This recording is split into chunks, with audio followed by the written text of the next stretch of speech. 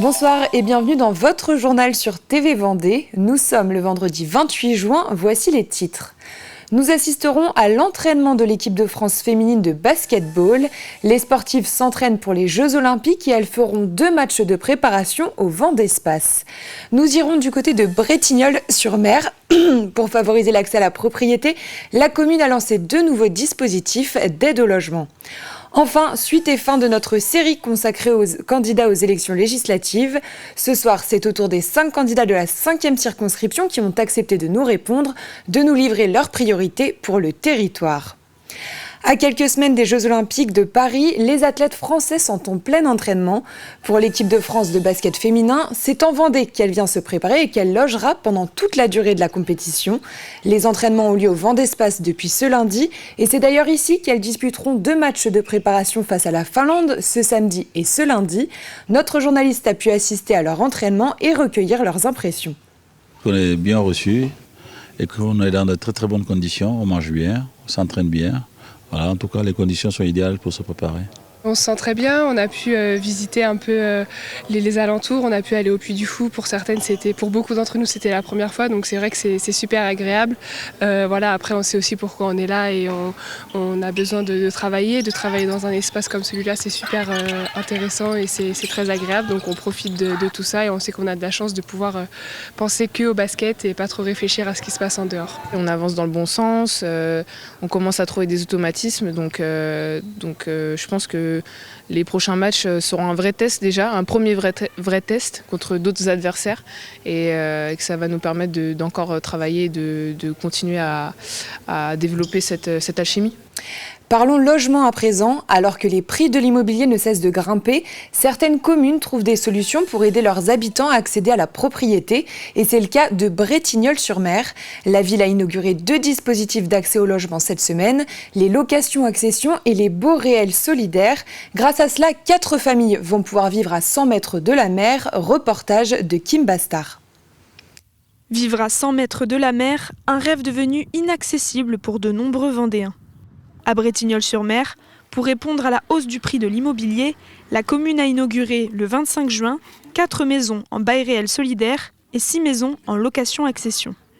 Des dispositifs qui ont déjà permis à certains habitants aux revenus intermédiaires de rester vivre sur le territoire. C'est une cliente qui habitait déjà sur le secteur de Bretignolles et qui, dans le cadre d'une séparation, recherchait un logement, a de nouveau être propriétaire, donc avec la présence de 3 enfants scolarisés également sur la commune. Et étant donné les prix du secteur, c'était difficile pour elle. Donc grâce au dispositif du bail réel solidaire, elle a pu de nouveau rester sur la commune. Rue des Petites Maries et rue du Clos du Four, les bénéficiaires du bail réel solidaire deviendront donc propriétaires du bâtiment, mais resteront locataires du terrain. Un des seuls dispositifs aujourd'hui éligibles au prêt à taux zéro. En fait, on est sur des logements à 175 000 € TTC avec une redevance à environ de 111 € par mois, quand les logements juste à côté est au double du prix. La communauté de communes du pays de Saint-Gilles-Croix-de-Vie, pour ces dispositifs, offre une aide de 4 500 €. Afin de faciliter leur intégration, les maisons BRS ont été installées à différents endroits dans la ville et leur architecture a été imaginée en fonction des habitats voisins. Un plan d'aide au logement qui vient encourager le chiffre croissant d'habitants à l'année sur la commune. On est passé de 17% de résidences principales en 2000 à 32% aujourd'hui. Pourquoi chercher à avoir plus de résidences principales ? C'est surtout pas pour stigmatiser les résidences secondaires, mais par contre on en a besoin pour nos commerces, pour nos entreprises, pour nos écoles, pour les équipements. Donc on est vraiment dans une démarche complètement vertueuse et qui va dans le bon sens. Alors que les premiers bénéficiaires de ces dispositifs ont déjà emménagé, d'ici 3 ans, Bretignolles promet de proposer de nouveaux dispositifs similaires. De nouvelles communes ont été reconnues en état de catastrophe naturelle pour le phénomène inondation et coulée de boue. Il s'agit de Rive-d'Autis pour la période allant du 22 au 25 février 2024 et Saint-Laurent-de-la-Salle pour la période allant du 22 au 23 février 2024. Les personnes concernées ont 30 jours pour contacter leurs assureurs. La dernière session d'ouverture du conseil départemental de la saison s'est tenue hier soir à la Châtaigneraie. Au programme, logement, santé et solidarité. Le département a rappelé que 300 logements en bail réel et solidaire seront bientôt commercialisés sur le territoire. Et au niveau de la santé, le département accueillera des internes en 4e année à partir de 2026 et continuera de salarier des médecins.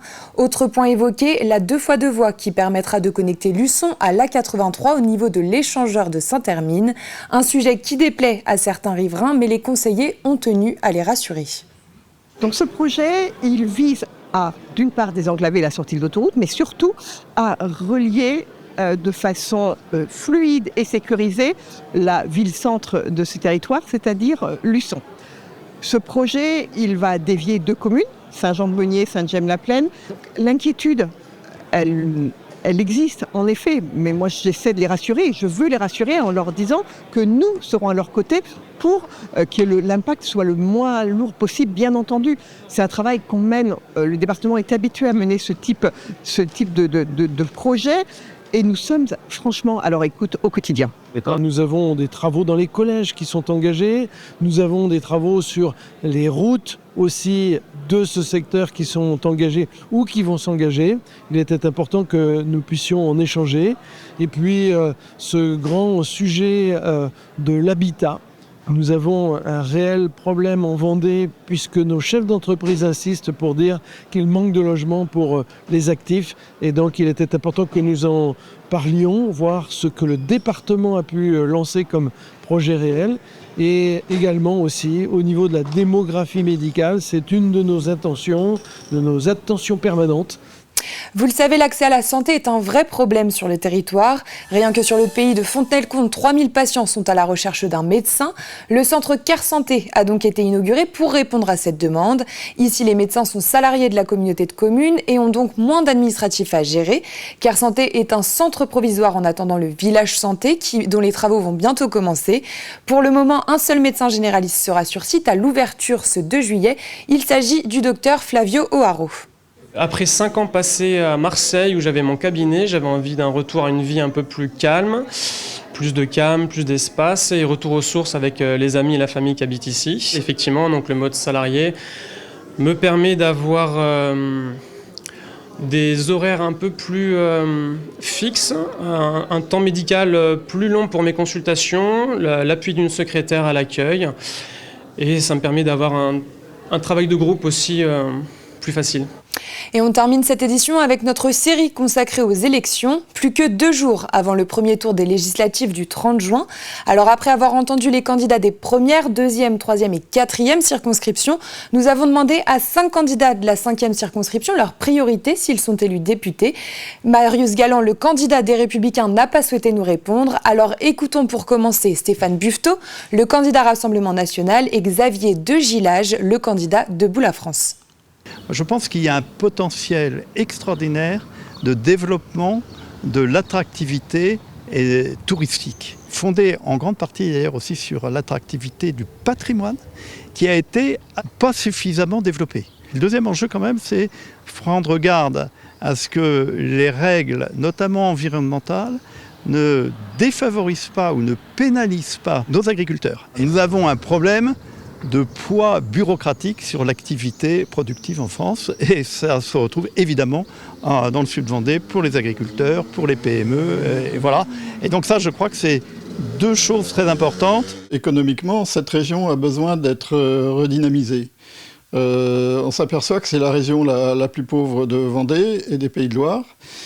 Et je pense qu'il y a beaucoup de choses qui devraient être faites. Je pense notamment à un arrêt ferroviaire sur la ligne Nantes-La Rochelle ou Nantes-Bordeaux. Je pense qu'il faudrait étoffer les transports de la mairie pour desservir les communes avoisinantes de Fontenay-le-Comte qui ne sont pas desservies. Je pense qu'il y a des projets qui ont été abandonnés, mais notamment une prison qui était en projet qui fait peut-être peur à certaines personnes, mais qui aurait apporté de l'emploi. Écoutons maintenant Pierre-Hugues Fourage, le candidat Nouveau Front Populaire, Pierre Henriet, le candidat sortant ensemble du groupe Horizon et Béatrice Ruot, la candidate Lutte ouvrière. Je pense qu'il faut revoir la méthode. Il faut plus d'écoute, plus de proximité. Il faut arrêter de s'adresser avec mépris avec nos concitoyens et inverser la logique. C'est le député qui va aux citoyens et puis le citoyen qui va au député. Sur les axes de travail, finalement, c'est ce qui est en tête sur mon programme. Une France solidaire où on redistribue correctement la richesse que l'on ne va pas chercher dans la poche des Français, mais on va la chercher auprès des super profits. On revoit la flat tax ou d'autres éléments comme ça qui nous permettent de financer finalement un accès aux services publics. Le deuxième axe, c'est une ruralité forte. Il faut remettre des services publics sur notre territoire, des services publics de santé, des services publics d'éducation, des services publics dans les EHPAD. Et ça, c'est le programme que je porte avec le nouveau Front populaire aujourd'hui. Je souhaite continuer à pouvoir aider l'ensemble des habitants. Il faut savoir que sur 7 ans, il y a eu à peu près 5600 dossiers qui sont passés à la permanence. C'est plus de 2200 sollicitations individuelles de personnes qu'on accompagne. Et donc je souhaite vraiment être à nouveau ce député de proximité pour l'ensemble des concitoyens. Sur le plan plus national, moi ce que je souhaite c'est vraiment incarner la stabilité dont on a besoin aujourd'hui. J'étais jusqu'à présent président de l'office scientifique, donc j'essaierai si les électeurs me font confiance, de continuer à ma tâche justement pour travailler sur ces enjeux de souveraineté énergétique, souveraineté industrielle, souveraineté économique plus généralement. Alors les axes de travail sont multiples, mais c'est surtout des axes de travail pour les travailleurs et les travailleuses, le monde du travail. En l'occurrence, une réévaluation des salaires à la hauteur de ce qu'ils devraient être, des pensions, des retraites, la retraite à 60 ans bien sûr, voire moins pour les métiers pénibles et difficiles. Également aider tout le monde du travail à s'organiser dans leurs entreprises pour pouvoir se défendre et prendre le contrôle de leur travail réellement. C'est la fin de ce journal, merci de l'avoir suivi. Je vous souhaite un excellent week-end sur TV Vendée.